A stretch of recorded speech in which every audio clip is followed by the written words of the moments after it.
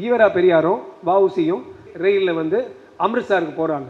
போகிற வழியிலலாம் ஸ்டேஷனாக அமிர்த்சர் போய் சேர்றது வரைக்கும் வஉசி வந்து அப்படி கொண்டாடினாங்களா நம்ம அண்ணன் தம்பிகள். இவங்களை எப்படி நீ வந்து பானிபூரின்னு நான் சொல்லுவேன், இவங்களை எப்படி நான் பேல்பூரின்னு சொல்லுவேன், இவனை எப்படி நீ ஹிந்திக்காரன்னு சொல்லுவேன். எல்லாம் ஹிந்தி பேசுகிற, மராட்டா பேசுகிற, கர்நாடகா பேசுகிறாள் தானே. ஒரே ஒரு தேசம், அந்த தேசிய மனப்பான்மை அவங்ககிட்ட இருந்தது. எல்லாருக்கும் சர்ச்சைக்கு ரொம்ப உண்டான அந்த கடிதத்தை பற்றி நீங்கள் பார்த்து, அதுக்கு முன்னால் ஐயா நீங்கள் சொல்லிட்டு இருந்தார் திருப்பூர் கிருஷ்ணன் ஐயா கடிதங்கள். நான் வந்து அந்த 19 கடிதங்களை படிச்சிருக்கேங்க ஐயா. 19 கடிதங்கள் எப்போனா 1914 1916 வரைக்கும் 19 கடிதங்களும் ஏஆர் வெங்கடாச்சலபதி ஐயா அவர் எழுதிய 347 ரூபா 12 பைசாங்கிற ஒரு புக்.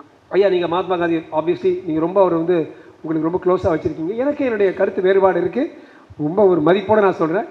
நீங்கள் சொல்கிற போல் அவர் கொடுக்காம இல்லை. எல்லார்ட்டும் இந்த உண்மையான கதை.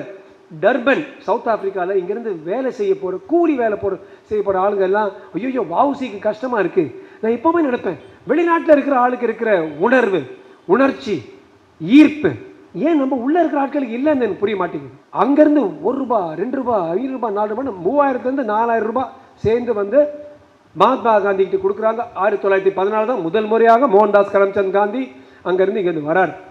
அவர் வந்துட்டு அப்புறம் அதுக்குள்ளே இவருக்கு ரொம்ப நலிந்து போயிடுறாரு.